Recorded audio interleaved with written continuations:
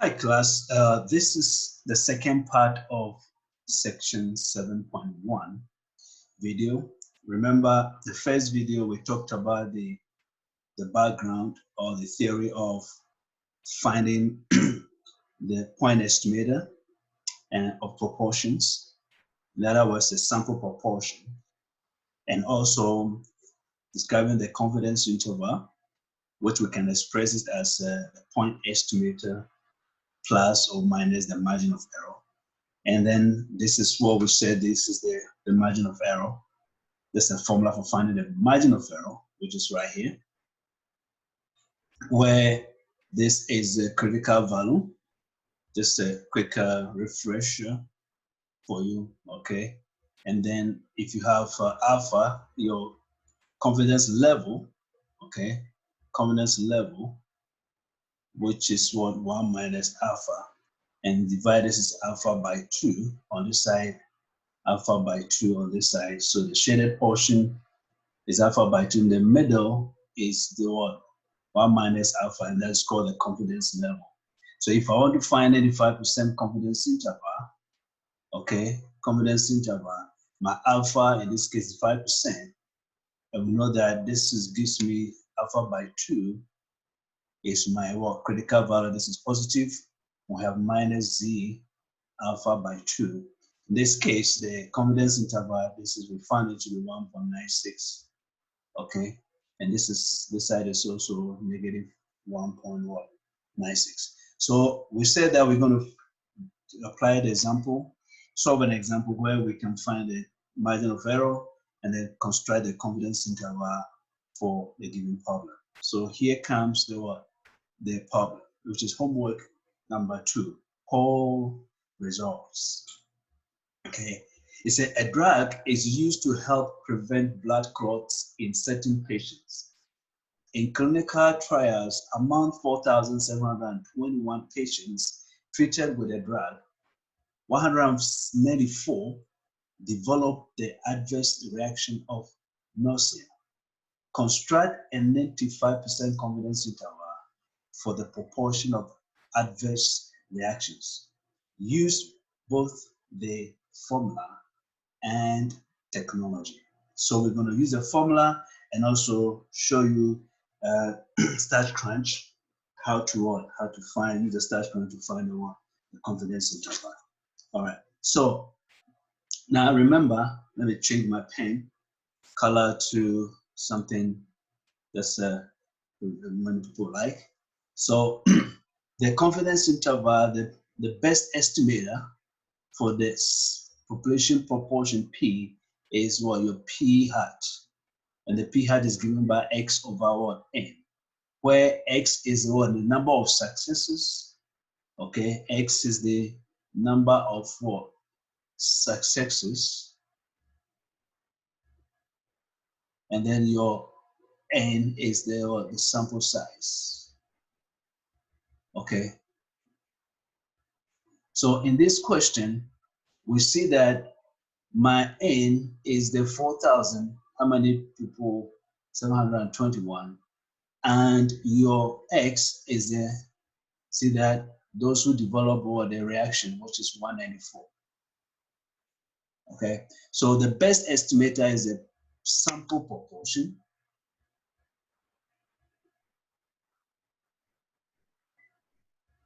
Sample proportion P hat, and it's given equal to 194 over 4,721. And then when you evaluate this, you get 0.041. This is to 3 decimal places. Okay, to 3 decimal places. So we have that. And so that is the best estimator of the sample proportion. So the second part says that it said we should find the margin of error. Okay, find the margin of error. Now, what's the formula? E is equal to what? Z alpha by what? By 2. Let's go back. Okay, Z alpha by 2. Come on. okay, Z alpha by 2 times the square root of P hat Q hat over what? Over N. This is the square root of that. So then for a 95% confidence interval, right, your alpha is 5%, okay? And so you have to find your alpha by 2, which is equal to 2.54%. Okay, so that is what is happening. You want to find our critical value, because to find this, I need my critical value, which is my bell shape. This is my Z alpha by 2, and this side is what? Negative Z alpha by 2. Then the middle here is the what? 95%. Okay, so according to the table that I showed you, this value, the Z alpha by 2, okay, is, with this case, will be, the critical value is 1.96. Now, how do we find this? Well, if you look at this part, if I go to the table, okay, this is just 0.025. And so the area to the left, okay, is going to be 0.975. So if you go to the table, you're looking for, inside the table, this is finding the z-score that gives you the area, 0.975, okay? And so you find that number to be what? 1.96. So therefore, what is my p-hat? We just calculated that.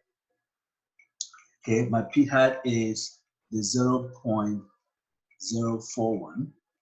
And then what is my q-hat? Q-hat is 1 minus p-hat. And this is what? 1 minus 0. In fact, if you like, you could subtract 194 from 4,721. Okay, so if you have n minus the x, will be 4,527. Okay, or 27. And so if I want to calculate my q hat, in this case, it could be 4,527 divided by 4,721. Or I can find my q hat, which is this one. Okay, q hat. Okay, q hat is equal to 1 minus the 0.041. Okay, so 1 minus 0.041, or I can calculate this value right here. And this should give me approximately with the, you get, where's my calculator?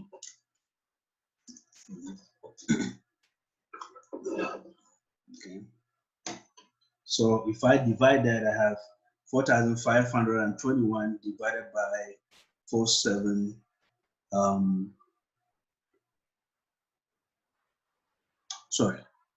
the 4,527 divided by 4,721.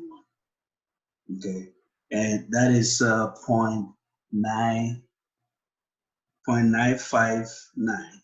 Okay, so if the same as if I subtract 0.041 from that, I get what? 0.959. Okay, to 3 decimal places. Okay, so this is equal to 0.959. Now, if I compute this way, okay, then this is also what? 0.959 to 3 decimal places. So then my E is then going to be, which is what? The critical value, 1.96, okay, times the square root of what? 0.041 times 0.959. Now remember, I've rounded this to 3 decimal places divided by n, which is 4,700 and what? 21, okay, which is our n. Now if we evaluate this, Okay. Now, this will give us approximately to about 3 decimal places will be 0.00003 to 3 decimal places. Okay. So I want you to take note of that. So this is multiplying. So my margin of error is this, or 0.3%. That's a margin of error. Okay. So my confidence interval, okay, the 95% confidence interval, that's a part C of the problem, is what the p hat minus e, okay, is less than sample proportion, which is less than p hat plus what? Plus e. Okay, so what's my p hat? It is 0.041, excuse me, minus 0.003, okay, less than the p, and then we have 0.041 plus 0.003. Okay, so if you evaluate this, you have 0.038, okay, less than, so your sample proportion or the population proportion is between 0.044. Okay, so you see that we can, this is expressed as what? The p hat plus or minus the what? The margin of error. So your confidence interval is always can be expressed as what? In this form. That's the same as the point estimate or point estimator, okay, plus or minus the margin of error. Okay, so this actually brings us to the end of what the problem said. Find a point estimator, which we have found, and then we calculate the error, margin of error, and then we add it to what the point estimator. All right, and that gives you a confidence interval. Okay, good. Now, when it comes to analyzing polls, as we're going to have election this year in the US, we're going to have polls from Gallup polls and all the polls. And how do I analyze them? And what do we get from the polls, and what does it depend on? Now, in analyzing any polls, please note the following. The sample size should be a simple random sample. That means that there's no bias in selecting what do you call it? Your samples, okay, or your participants. So if a Republicans go to red state and then sample people and then ask them questions, of course, or the Democrats do the same to what they go to California, go to a blue state, and they ask them, sample people and then ask them questions. There could be bias. So it has to be simple random sample, not an inappropriate sample. The confidence level should be what? Provided. Okay? 95% or something. Then the sample size should be also be provided. Except for relatively rare cases, the quality of the polls result depends on the sampling method and the size of the sample, but the size of the population is usually not a factor. So you got to look for what? The sampling method, whether you want to know whether it's biased or not, or is it appropriate? Is it representative of the population? And of course, the sample size. Okay, and the sample size for that. When it comes to the population side, it doesn't matter. So that's why we can poll for about 1,000 something people or 5,000 out of 300 and something million of Americans or people, adults who can vote. Okay, so it is important to do that. Now, the caution is that never think that poll results are unreliable if the sample size is a small percentage of what? The population size. Okay? Because if I have millions of people and then I just sample 5,000, also that's a very minute, very small sample size in percentage. So it doesn't, it's not, you can't say that. Okay, the population size is usually not a factor in determining the reliability of a poll. So it's very important to know that. Okay, now finding the point estimate and then the interval, or sorry, margin of error, giving a confidence interval. Now we can use these formulas to find that we will get the same results as we got before. Okay. Now, what happened is this.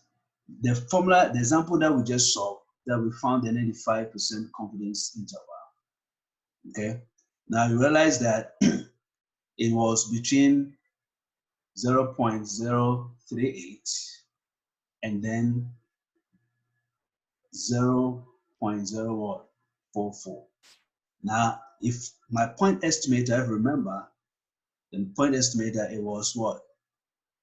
0.041.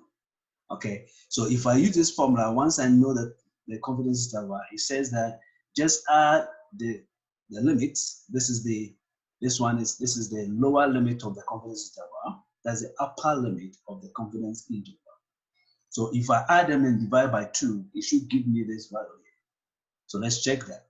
So we have for 0.0, the upper limit is 0.044 plus 0.038.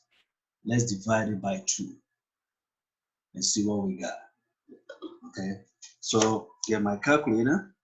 I have 0.044 plus 0.038, and I divide it by what? By 2. Oh, and did 4. 0.082 divided by 2. Okay, and this gives me exactly 0.041, which is equal to the what? The point estimate that we found right here from the previous example. And also to get your margin of error, I said find a difference and divide by 2. So in this case, I use this formula. Okay, for my upper limit is 0.044.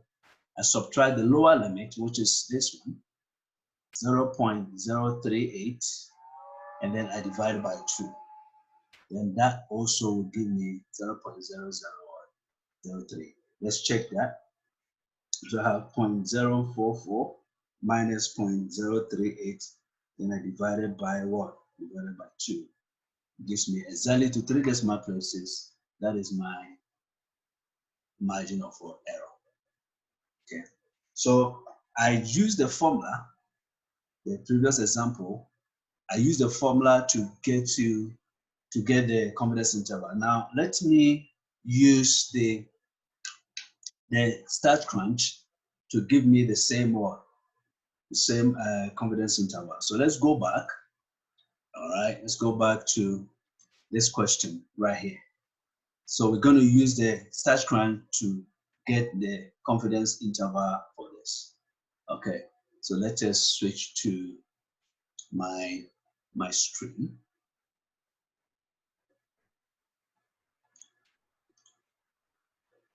Okay, just a minute.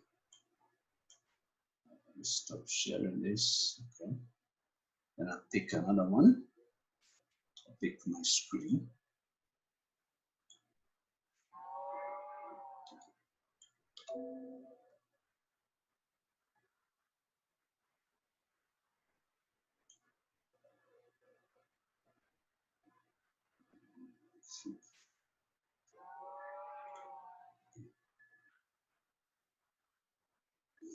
All right, so I go to my StatCrunch. Let's share that.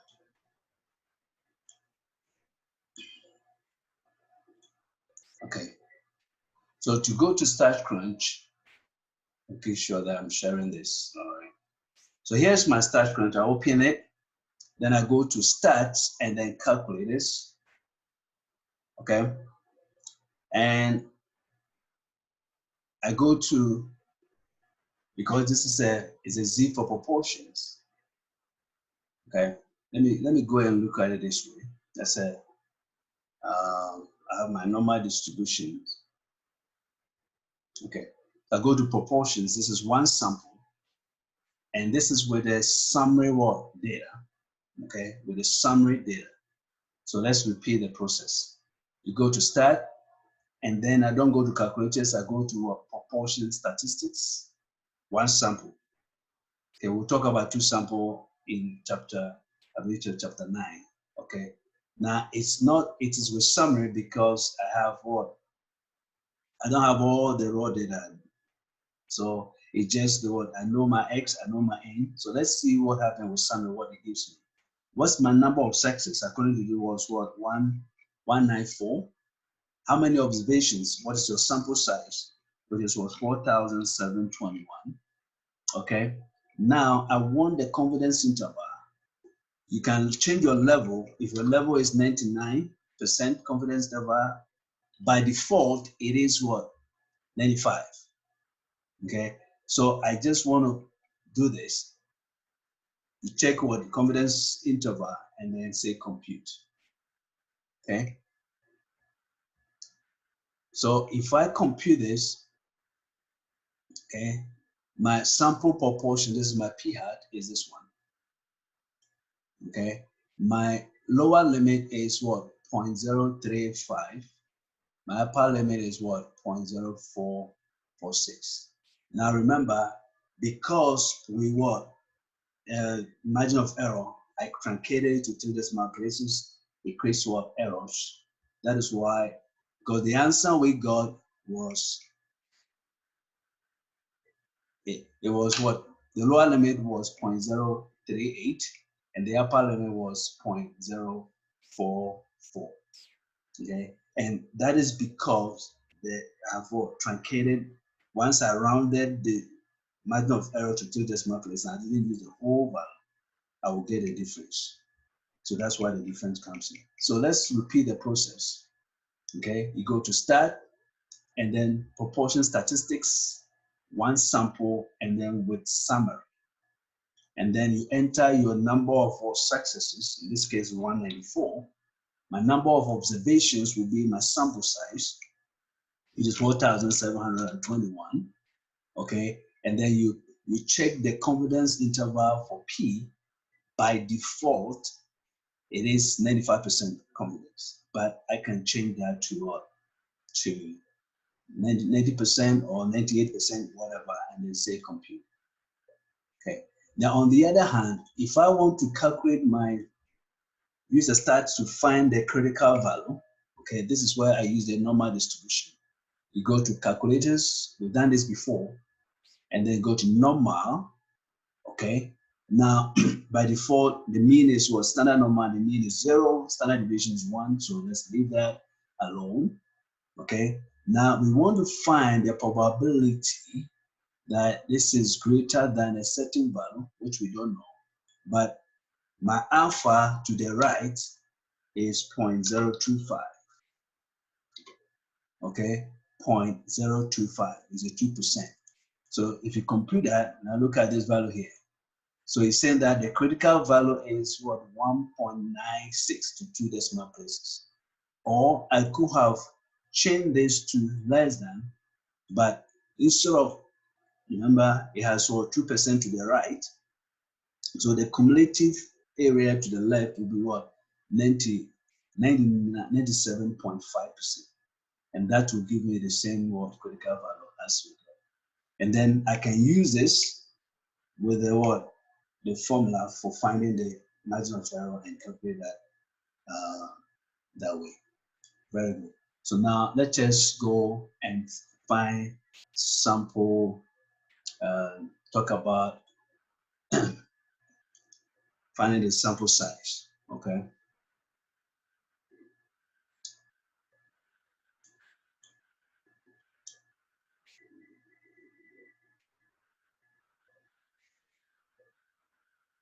Making sure that I'm sharing that with you. Okay, so finding the sample size required to estimate a population proportion. Okay, there are two formulas. Now, usually when it comes to proportions, we assume that if no estimate is made or is identified or indicated for what p hat or the sample proportion, we assume that we have 50% of successes and 50% of what failures. Now, if you have 50% of successes, then your p hat, if your p hat is 0.5, your q hat will also be what? 0.5. And if you multiply this by that, okay, 0.5 times 0.5 will give me 0.25.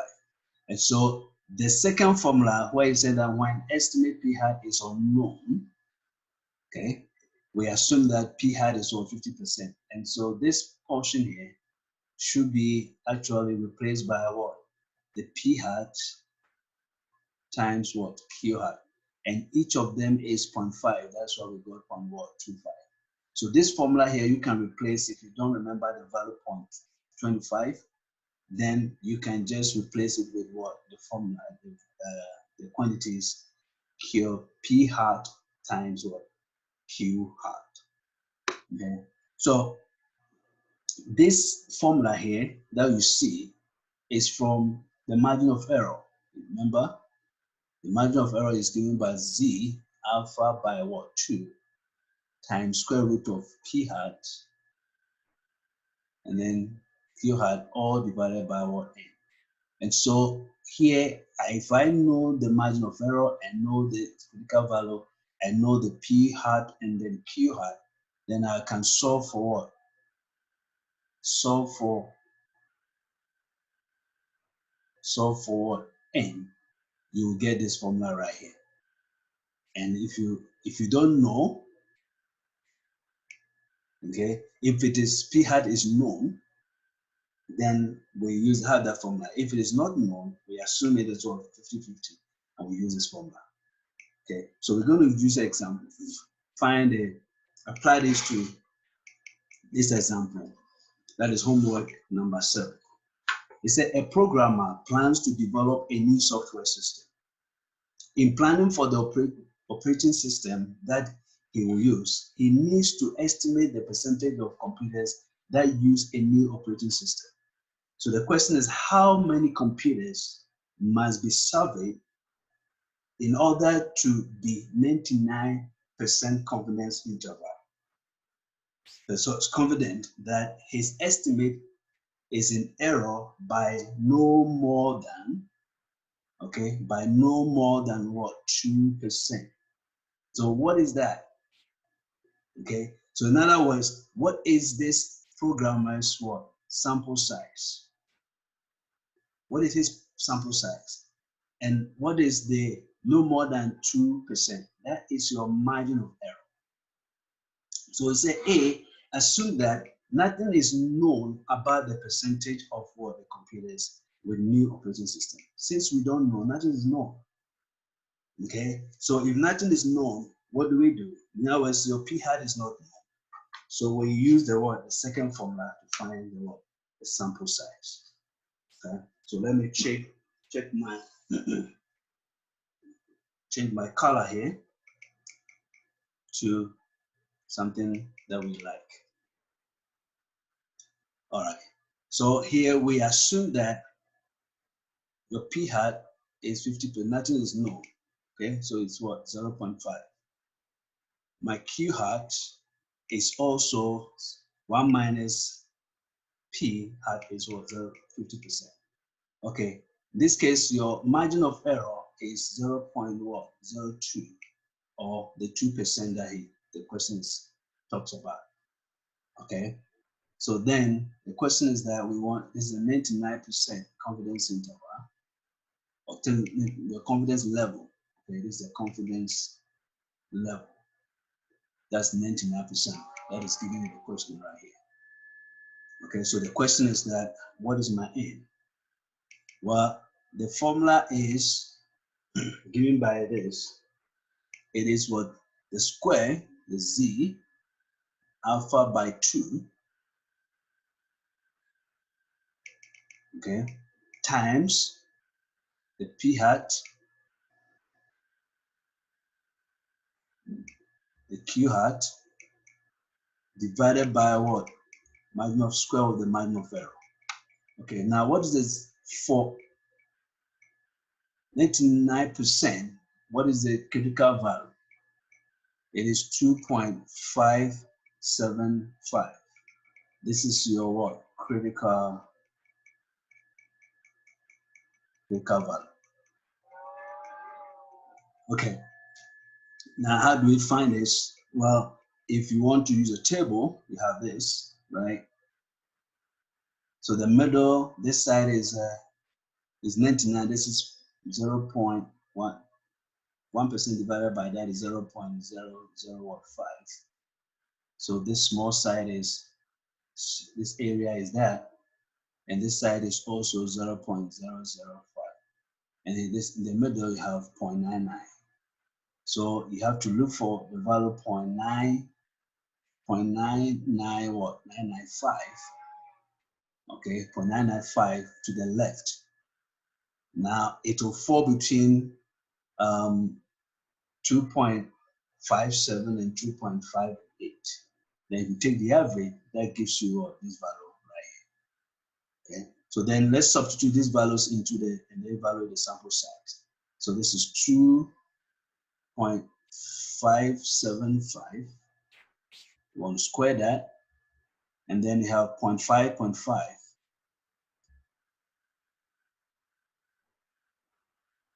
Then divided by 0.02 squared.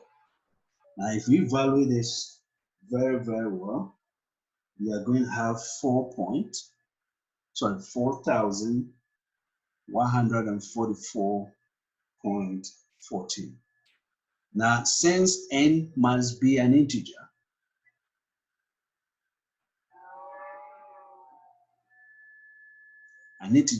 we round this up.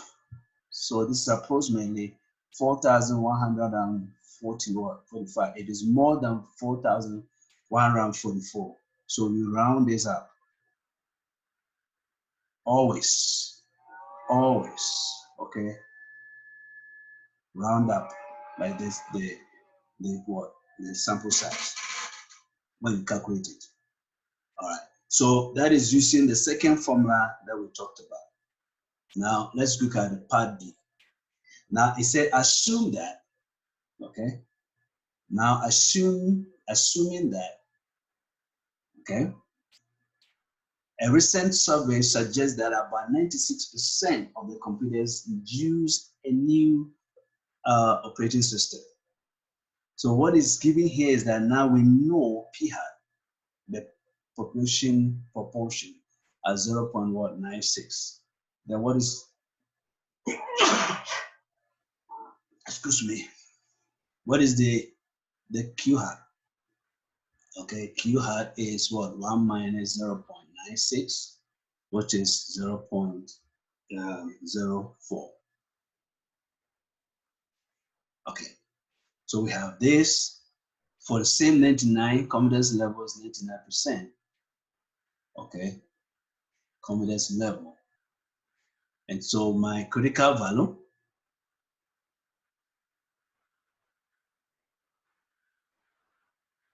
which is the z, alpha by what? By 2, is the same, 2.57175.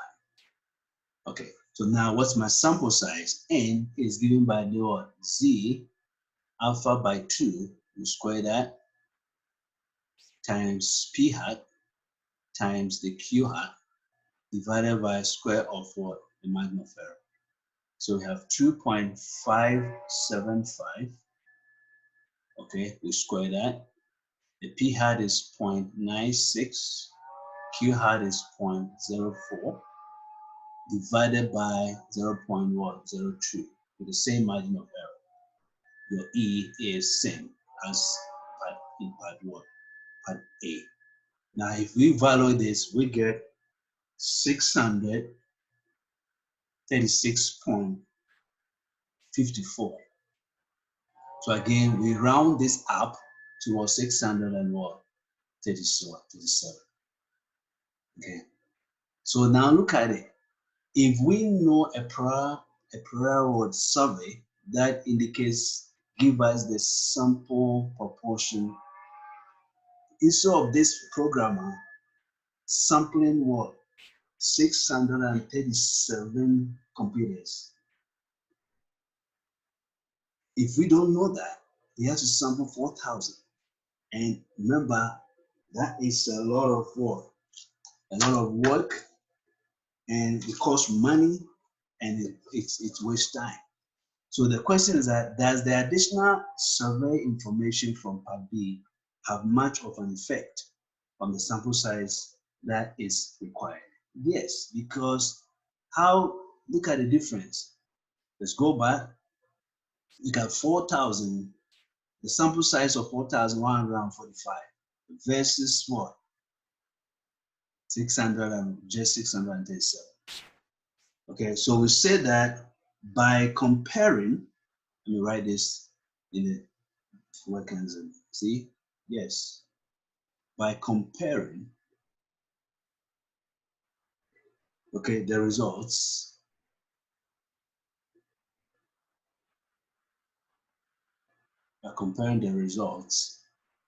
okay, a large sample size, see that? A large sample size is required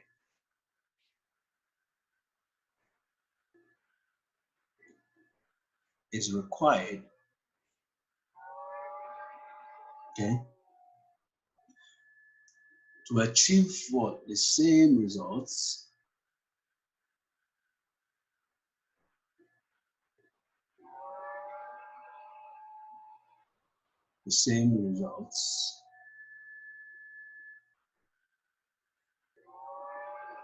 okay, if we have no knowledge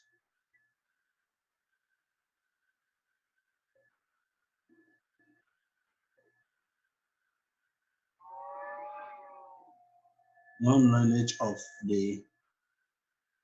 any previous word study.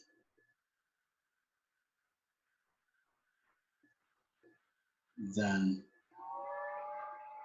the value of P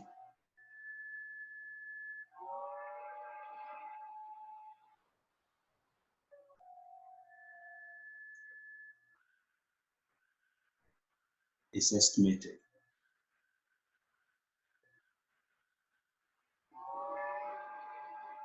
Okay. So if you compare these two results, you notice that if you know the what, you can estimate the sample proportions. You end up sampling what is smaller and less word sample size, rather than if you don't. So it is going to cost you more if you don't know any prior information with regards to that. Okay. And so that actually brings us to the end of this section. I hope this is helpful, and I'll see you soon.